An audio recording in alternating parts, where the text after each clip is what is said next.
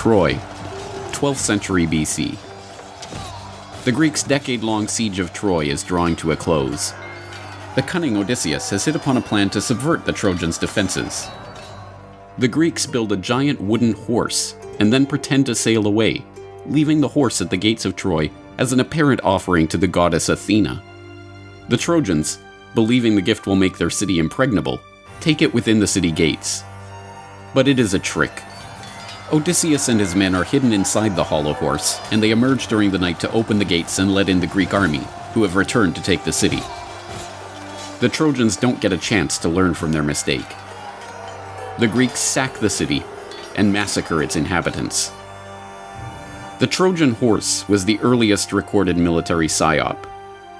The lesson of the story, recorded in the council to "Beware Greeks bearing gifts," is that we should not let down our defenses when an erstwhile enemy offers us aid. Today, that counsel is as useful as ever, but today's tricksters have donned the mantle of philanthropy, and their Trojan horses are not wooden statues, but non-governmental organizations offering aid to foreign nations. The bitter truth is that in a surprising number of cases, NGOs are the deep state's Trojan horses. This is the Corbett Report. In 2015, Kyrgyzstan made what might seem at first glance to be a surprising move. It canceled a cooperation treaty with the US that had been in place since 1993.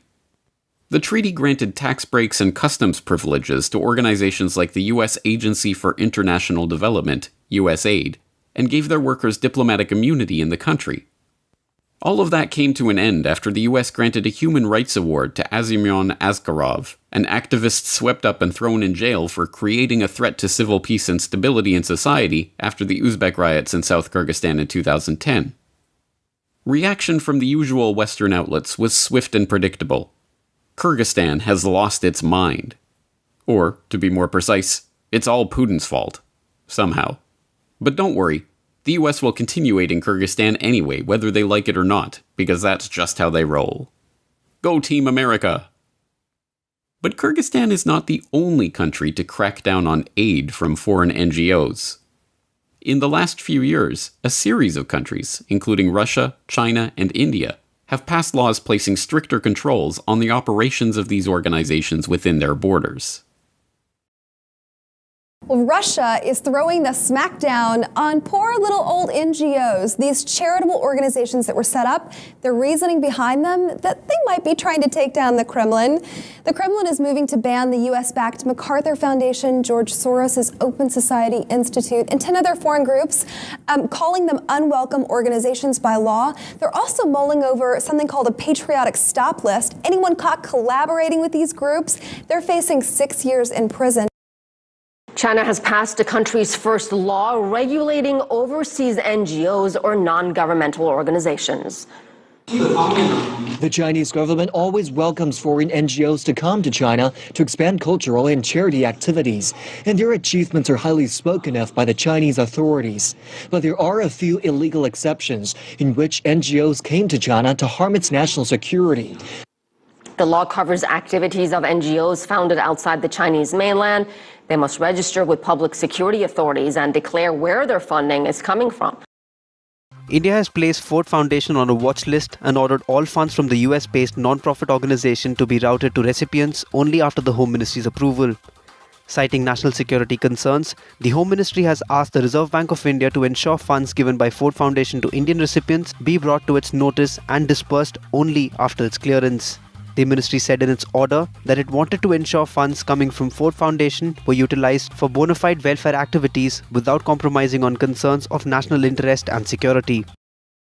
An Egyptian court has convicted 43 Egyptian and 16 American NGO workers for working illegally in Egypt while encouraging unrest. The defendants, who were mostly absent from court, were sentenced to up to 5 years in jail.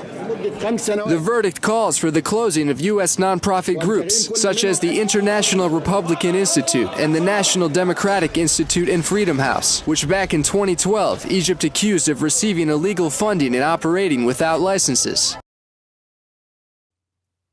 So what on earth is going on? Why are all of these countries kicking out all of these US-based non-governmental and quasi-governmental entities? Why would they be opposed to charity and aid? The answer is not difficult to understand.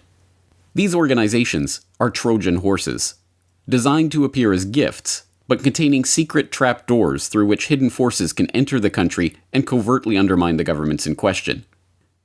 This explanation only sounds outlandish to those who look no further than the organizations' names and have no idea of their history of operations. Take USAID, for example. Created in 1961 by executive order, it's a US government agency that seeks to end extreme poverty and to promote resilient democratic societies while advancing our security and prosperity. So why did President Morales kick them out of Bolivia in 2013? Because he's crazy and irrational? Or because USAID ran a program through its remarkably frankly named Office of Transition Initiatives that provided $10.5 million of funding for strengthening democratic institutions throughout the country, including in opposition stronghold areas?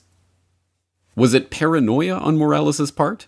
Or merely the recognition that mealy-mouthed rhetoric about strengthening democratic institutions is a thinly veiled euphemism for overthrowing the government, exactly as leaked diplomatic documents proved was the case for USAID's identically named program in Venezuela? USAID was originally an agency created to provide humanitarian aid and disaster relief to countries in need.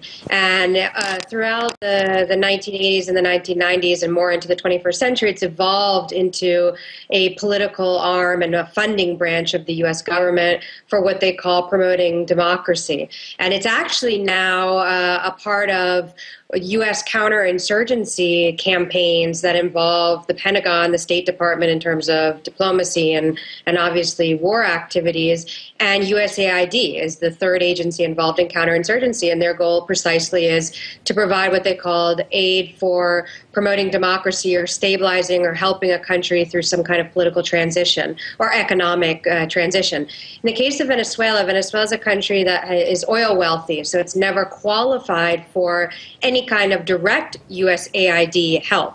Therefore, USAID has never had an office here officially, and they didn't actually come to the country and set up an office until 2002, right before the coup d'etat against President Chavez.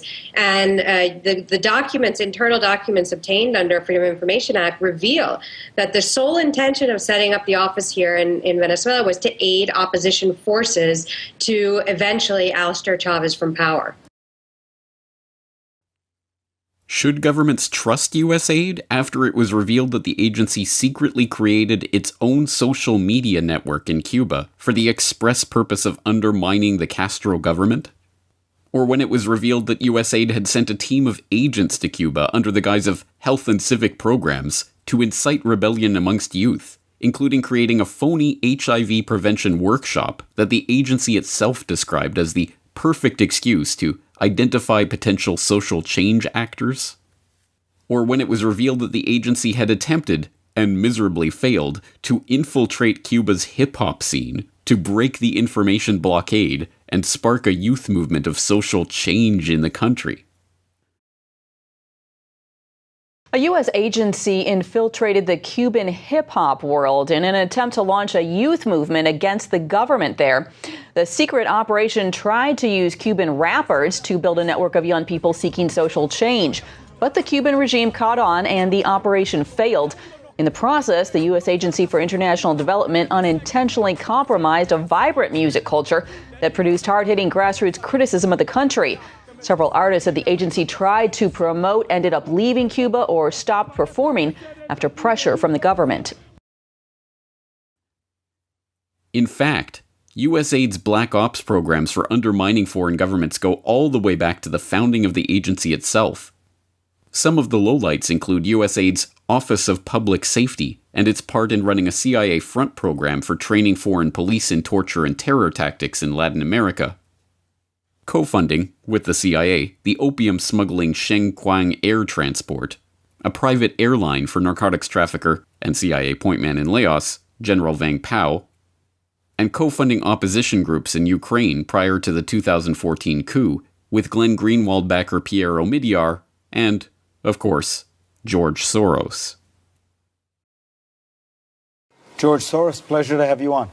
Same here. First, on Ukraine, one of the things that many people recognized about you was that you, during the revolutions of 1989, funded a lot of dissident activity, civil society groups in Eastern Europe, in Poland, the Czech Republic. Are you doing similar things in Ukraine? Well, I set up a foundation in Ukraine before Ukraine became independent of Russia. And the foundation has been functioning ever since. And it played an important part in events now. But this NGO Trojan horse problem is by no means confined to US aid and its associated organizations. Take the National Endowment for Democracy as another example.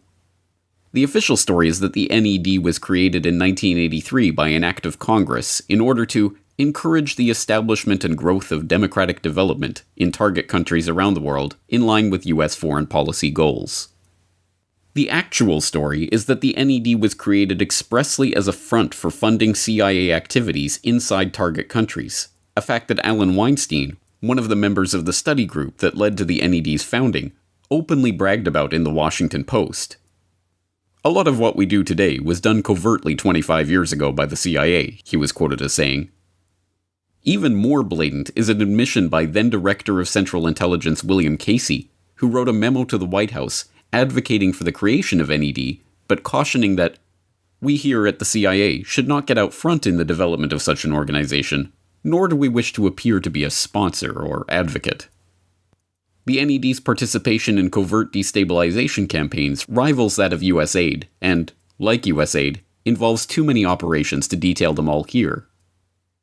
Lowlights include bankrolling the Project Democracy program that became the core of Oliver North's secret government during the Iran-Contra years, manipulating the elections in Nicaragua in 1990 to oust Ortega and the Sandinistas, overthrowing the government of Bulgaria in 1990 and Albania in 1991, and backing every major color revolution of the modern period, from the Rose Revolution in Georgia to the Tulip Revolution in Kyrgyzstan and Orange Revolution in Ukraine a decade ago, to the recent, unsuccessful Electric Yerevan in Armenia, and many others in between. What about Ukraine? I understand there are a few organizations that have been involved in Ukraine trying to disturb that government. Of course, we have visited on this subject quite a bit, but I didn't realize how much the NED is involved over there. And this is a big issue because I think the argument could definitely be made that NATO should have ended after the Cold War, but definitely the National Endowment for Democracy should have been ended after the Cold War. Instead, they say, like with every government program, no, now's the time we need more. But in Ukraine, just this past year, this is an interesting article written by the president of the National Endowment for Democracy. He's president for life. Karl Gershman. I know this might shock you, but he's actually a Trotskyite. He was a founder and member of a communist breakaway party, Trotskyite Social Democrats USA. He wrote an editorial in the Washington Post September of 13, just before the events happened in Ukraine.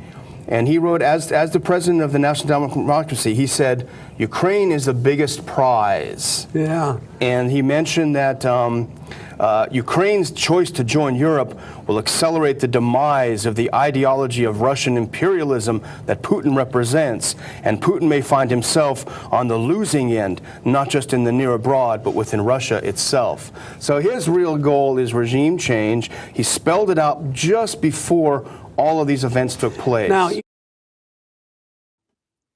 these types of Trojan horse operations have been used hundreds of times in the past, and there is no sign that the deep state is ready to abandon the trick now. Quite the opposite. It worked during the Arab Spring, when even the New York Times blithely admitted that the leaders of the protests had received training and financing from groups like the International Republican Institute, the National Democratic Institute, and Freedom House. And the State Department blithely admitted that they spent $50 million helping activists in the region network, communicate, and organize with each other through Trojan horse NGOs like movements.org. The deception also worked in Syria, where leaked documents proved the US had been providing millions of dollars of support to opposition groups in the country since 2006 through a variety of Trojan horse NGOs like the Movement for Justice and Development.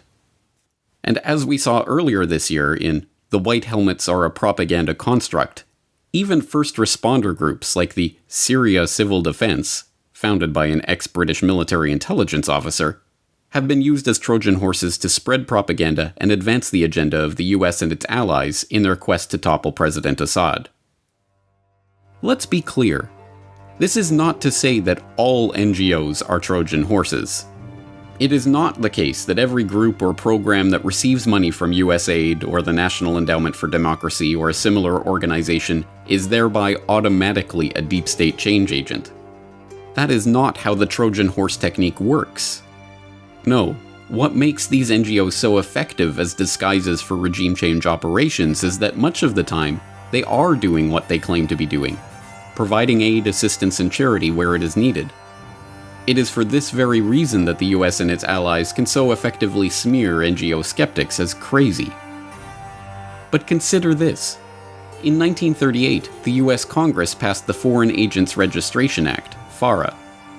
With the notable exception of AIPAC, NGOs, lobby groups, and individuals who are representing a foreign agent are required to register under the Act and are subjected to greater scrutiny of financial records and other activities. The irony is that FARA is essentially the same type of legislation that has recently been passed in China, but when the Chinese do it, it's craziness. When the US did it 70 years ago, it was just good common sense. Once again, the hypocrisy is evident for those who wish to see it. If there is any good to come out of this, it is that the public is increasingly aware of these types of covert activities. Perhaps more to the point, victims of these operations are now more willing to stand up to the US and suffer its potential diplomatic wrath by scrutinizing, monitoring, watchlisting, regulating, or even kicking out these agents of chaos. And now, just like the Trojans thousands of years ago, the world is learning the hard way that sometimes a gift is better left unopened.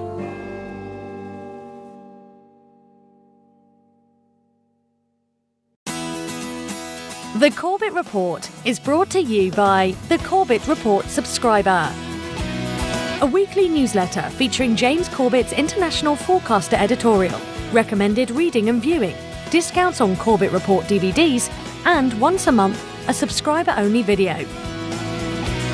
Sign up today to start receiving your copy at corbettreport.com/support.